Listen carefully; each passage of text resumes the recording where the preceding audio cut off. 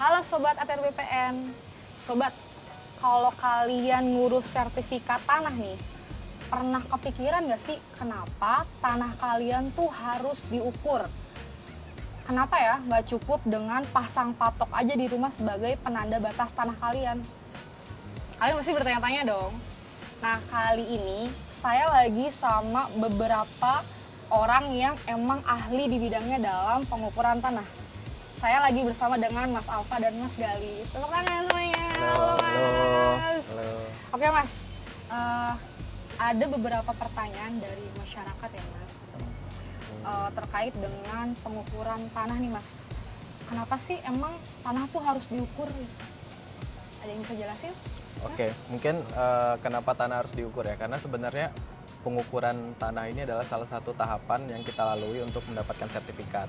Jadi sebelum dapat sertifikat itu tanah kita harus diukur supaya tahu posisinya di mana, bentuknya seperti apa, lalu luasnya seperti apa. Nah, ini memang pengukuran tanah ini adalah salah satu tahapan untuk pembuatan sertifikat tadi sebenarnya. Kalau misalnya kita pasang patok aja emang nggak cukup, Mas? Biar kan kayak di rumah nih, atau enggak di satu tanah nih, misal tanah yang kosong gitu ya, ada patoknya kan berarti udah ada tandanya tuh, Mas. Tuh. Itu nggak cukup?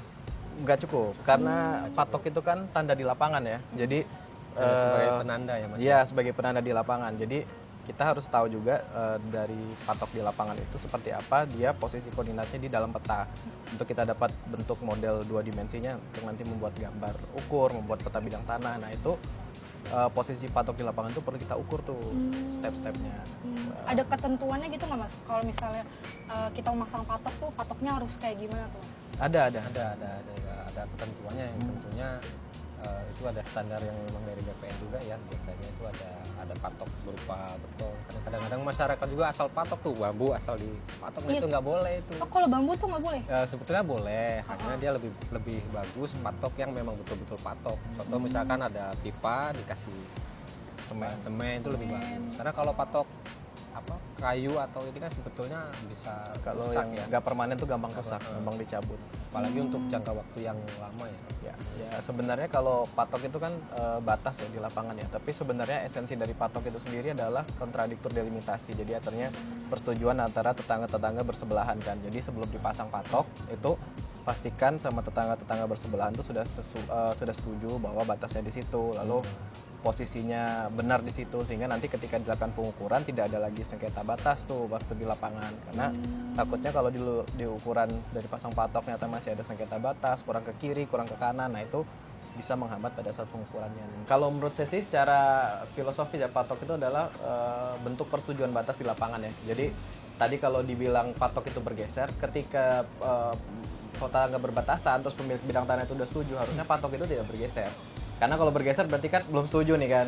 Setuju-setujunya cuma setuju-setujuan ya, bukan setuju beneran. Jadi kalau ketika itu sudah setuju di lapangan, patok itu harusnya tidak akan bergeser dan tidak akan berpindah. Nah, saya ada beberapa case, nggak banyak sih, tapi patok itu berpindah dan ternyata setelah ditelusuri memang mereka belum setuju nih. Jadi memang menurut saya secara filosofis tuh patok tuh ya itu bentuk persetujuan di lapangan. Ketika itu tetap patoknya di situ, mau 100 tahun ke depan nggak bergeser, berarti ya memang di situ batasnya. Nah, berarti patok itu adalah salah satu kewajiban dari si pemilik tanah itu ya. Betul Kalau sekali. tanah nggak dipatok ya Kan- takutnya dicaplok Iya, sama orang. terus itu kan sebagai tanda batas juga Iya, antara betul. bidang tanah. Misal saya punya tanah nih, Mbak punya tanah kan, kalau nggak ada patoknya Iya, dan bisa repot kan. main hapus robot Nah, aja. itu bahaya kan. Bahaya. Sama kayak Masnya mungkin punya istri atau punya pacar kalau Iya. punya pacar ya kalau Istri. istri. Oh, Iya, punya istri. punya pacar kalau nggak langsung dinikahin Nah, dipatok orang kan. Betul. Kenapa sih kita tuh perlu banget peta bidang tanah? Kan kita tahu ada peta bidang tanah keluaran zaman-zaman terdahulu sama zaman-zaman sekarang tuh, Mas. Nah, gimana progres pelaksanaan peta bidang tanah nih, Mas? Ya. Jadi sebenarnya peta bidang tanah tuh sebenarnya ya peta ya. Maksudnya dalam artian adalah representasi dari bentuk bumi dalam sebuah gambar 2 dimensi ataupun nanti 3 dimensi berupa model ya. Jadi bagaimana sih tadi kita kan udah pasang patok ya di lapangan. Nah, bagaimana kita menggambarkan patok-patok yang sudah dipasang di lapangan itu ke dalam suatu bentuk sehingga nanti setiap orang yang melihat tuh bisa tahu oh ternyata posisinya di situ kan. Kalau secara teknisnya ya peta bidang tanah itu penting tuh buat merepresentasikan patok-patok itu nanti yang akan akhirnya dilakukan delineasi batas-batas bidang tanahnya, sehingga nanti kita kalau punya sertifikat tuh ada tuh di sertifikat kita tuh batas bidang tanahnya, lalu dari batas itu nanti akan menghasilkan luas. Karena kan sertifikat selama ini kan kita berapa luasnya. Nah, jadi sebenarnya itu secara hierarkis itu seperti itu. Jadi patok di lapangan itu lalu digambarkan di dalam gambar ukur, lalu antar patok itu kita bikin garis, sehingga dari garis itu akan membentuk sebuah bidang yang akan bisa kita hitung luasnya. Mungkin seperti itu ya. Jadi secara hierarkis kenapa pentingnya peta bidang. Nanti peta bidang itu sendiri adalah salah satu komponen yang perlu kita bawa ataupun kita miliki sebelum kita nanti memohon sertifikat nanti. Peta bidang tanah itu bukan merupakan tanda bukti hak hanya, jadi peta bidang tanah itu digunakan sebagai acuan untuk penerbitan sertifikat nanti. Untuk jadi pengumuman. Untuk pengumuman. Jadi peta bidang tanah itu kan diperoleh dari data hasil pengukuran, yang dimana prosesnya itu kan kita pengukuran di lapangan, nanti data hasil pengukuran itu dituangkan dalam gambar ukur, yang kemudian gambar ukur itu adalah terbitlah peta bidang itu sendiri. Nah, peta bidang itu sendiri itu adalah yang nantinya digunakan untuk menjadi dasar dari penerbitan sertifikat. Gitu, Mbak. Mas, kalau misalnya di lapangan nih Mas, bisa nggak sih tiba-tiba gitu ada nambah luasan gitu waktu kita ngurus sertifikat tanah gitu? Jadi misalnya ini terkait itu tadi ya pertanyaan yang dari zaman dulu sampai zaman sekarang. Ketika zaman dulu kita punya bidang tanah, mungkin kita mengukurnya masih dengan metode yang tersedia di zaman dulu gitu. Misalnya pita ukur ataupun teodolit. Nah di sekarang karena perkembangan zaman, kayak misalnya HP kita pun juga semakin canggih kan. Nah tentu teknologi pemetaan juga semakin canggih, sehingga dimungkinkan adanya perbedaan luas. Karena memang ya zaman dulu dengan metode yang ada di zaman dulu, misalnya luasnya 10, ternyata ketika kita ukur dengan yang lebih teliti sekarang mungkin luasnya 8 atau bisa jadi 11. Nah sebenarnya itu dimungkinkan karena secara metode dan alat ukur juga yang kita gunakan berbeda. Jadi sebetulnya kan nambah luas itu ada dua penjelasan ya. Yang pertama, apabila dia alas haknya dia masih girik, lettersi atau jual beli, nah itu masih kita bisa klarifikasi karena kan luasnya belum tertuang di dalam sertifikat. Namun apakah tanah yang sudah bersertifikat bisa berubah lagi luasnya? Nah itu kan perlu ditinjau ulang kembali, Mbak. Jadi misal kayak kita mau beli tanah nih, saya mau beli tanah dengan Mas Gali, nah, tapi dasarnya belum sertifikat, dia masih berupa girik. Nah namanya orang dulu kan dia beli tanah kan asal sebut aja kan, saya punya tanah 100 meter. Nah dibuatkanlah itu di dalam surat jual beli 100, tapi pada saat kita proses pengukuran, surveyor datang dan petugas ukur datang, ternyata hasilnya bisa lebih. Nah itu nanti biasanya kita buatkan berita acara. Jadi gitu ya guys ya, jadi nggak tiba-tiba berkurang atau nggak tiba-tiba bertambah, tapi kita mengukur berdasarkan prosedur yang berlaku. Betul. Nah kalau boleh tahu nih Mas, kalau tadi kan Mas bilang dulu kita pakai pakai apa? Pita ukur. Terus teodolit. Nah pengen tahu nih Mas, kan zaman makin berkembang ya Mas ya, semakin canggih nih. Sekarang BPN nih punya alat ukur apa aja sih Mas? Saya bingung nih karena kita punya banyak, takut sombong. Banyak. Gak apa-apa, wajib disombongin. Oke. Jadi ya itu tadi ya. Jadi walaupun tadi saya bilang pita ukur terus teodolit itu alat lama, tapi bukan berarti sekarang nggak dipakai. Jadi kita tetap ada pita ukur, tetap ada teodolit, total station. Lalu untuk terrestris, terus yang ekstraterestrialnya kita punya receiver GNSS geodetik, itu yang bisa ukur batas bidang tanah sampai ketelitian milimeter ya. Jadi penggaris kita tuh aja kan senti ya, ini bisa sampai milimeter, itu GNSS geodetik. Lalu untuk yang lain lagi kita punya UAV namanya, Unmanned Aerial Vehicle. Jadi itu yang bisa mengukur secara fotogrametris, jadi dari foto udara, lalu nanti kita lakukan koreksi, biasanya kita gunakan untuk peta kerja ataupun peta acuan. Nah itu UAV. Terus juga kita menggunakan citra satelit resolusi tinggi nih. Citra satelit resolusi tinggi ini wahananya ya di satelit, lalu dia punya sensor yang bisa memotret keadaan bumi sekarang. Oke Mas, kalau misalnya terkait sama luas tanah Mas, itu cara mengukurnya tuh gimana sih Mas? Waktu kita SD atau SMP belajar kan kalau persegi panjang tuh luasnya panjang kali lebar gitu. Nah ini sebenarnya konsepnya sama, jadi pakai hitungan matematis tuh. Tapi karena bentuk bidang tanah kita tuh nggak persegi panjang persis, jadi bentuk hitungan matematisnya tuh ada sedemikian rupa dengan software, sehingga harapannya nanti akan lebih teliti, bukan harapannya, tapi bisa dipastikan ya lebih teliti lah daripada kita. Ini kan rawan kesalahan manusia. Berarti masyarakat udah nggak perlu khawatir Nggak perlu dan khawatir. takut lagi ya semuanya. Nggak perlu was-was, beli tanah kurang lah. Iya, nggak perlu was-was nih. Kalau udah diukur ya. Udah diukur. Kalau belum diukur masih was-was. Ya, kalau masih belum diukur Berarti kita nggak tahu nih. kalau kita kedatangan petugas ukur jangan was-was teman-teman. Ya, Karena sebenarnya teman-teman yang di lapangan ini yang justru menyelamatkan aset kita kan, ya, tanah kita kan. kita yang ngecek lah istilahnya kan Iya, batas-batas ngecek. bidang tanah. Kalau misalnya Mas melakukan kegiatan pengukuran Mas, apa aja sih Mas yang perlu ada ketika saat itu Mas? Pada saat pelaksanaan pengukuran itu yang pertama harus ada pemilik tanah tersebut atau yang dikuasakan. Itu yang pertama. Kemudian kayak administrasi berupa dokumen, surat pernyataan pemasangan tanda batas itu harus ada, dan dokumen-dokumen alas secara fisiknya itu harus ada juga. Kemudian tetangga batas, disaksikan saksi-saksi juga itu lebih untuk Tetangga batas tuh minimal berapa teman? Sekeliling. sekelilingnya, Sekeliling sekitaran utara, rumah ya? selatan, Ya. barat, timurnya. Diupayakan hadir, tapi kalaupun tidak nanti kan ada surat pernyataan tanda batas dan persetujuan tetangga berbatasan itu mungkin Sudah cukup.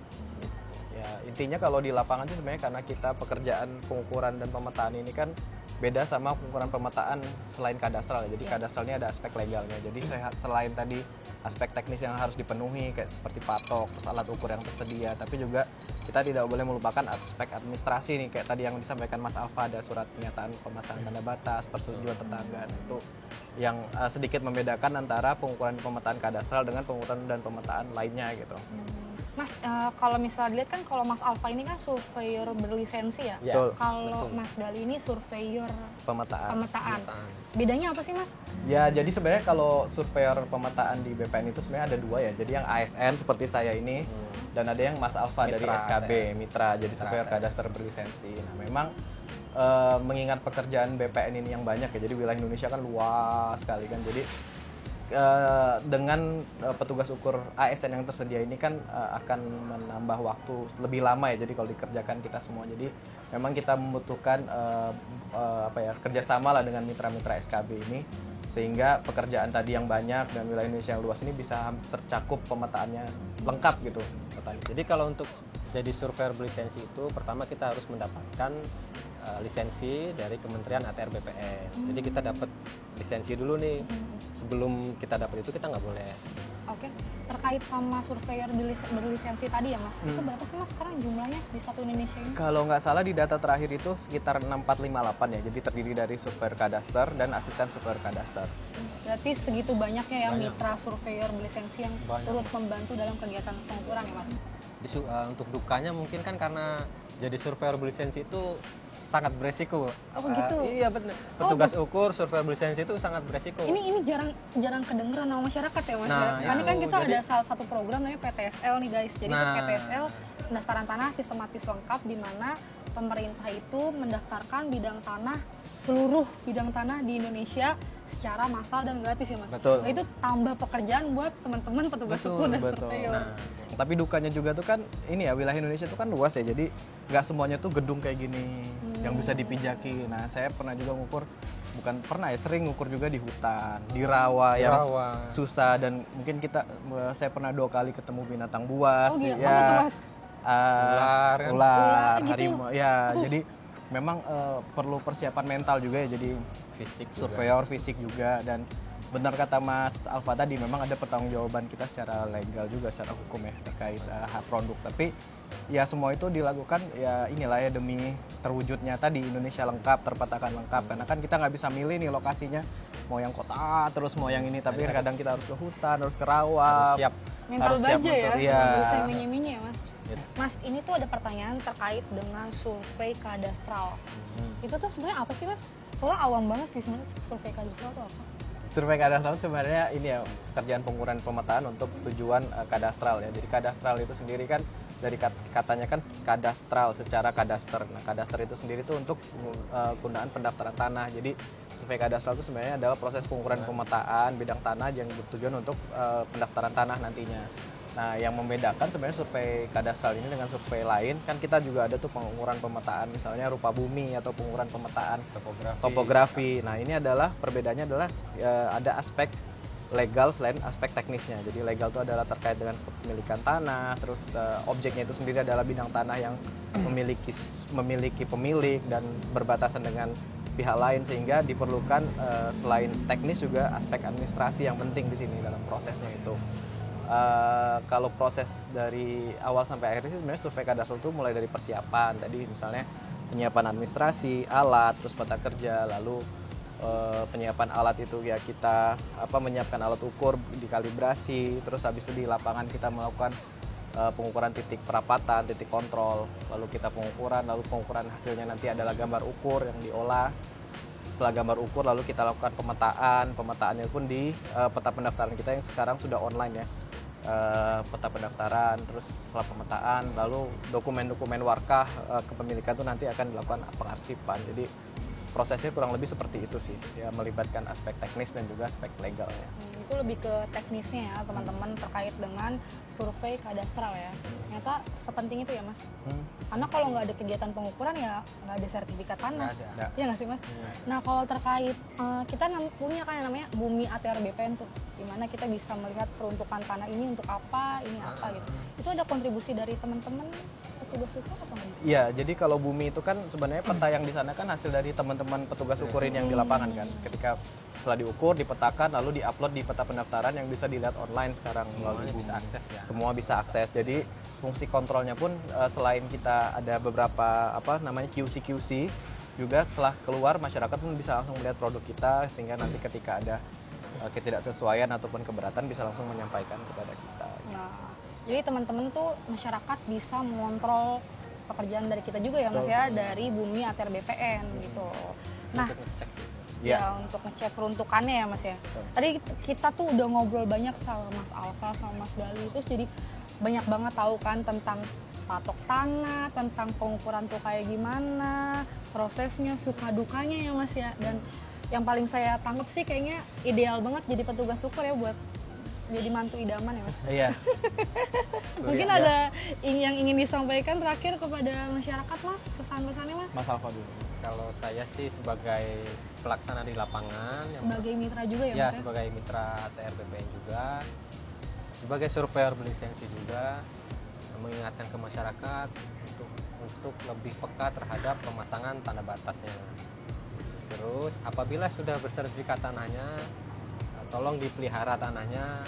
Dalam arti dipelihara itu ya tanda batasnya dicek, jangan hanya punya tanah tapi dibiarkan. Ya. Nah itu hanya menimbulkan konflik nantinya.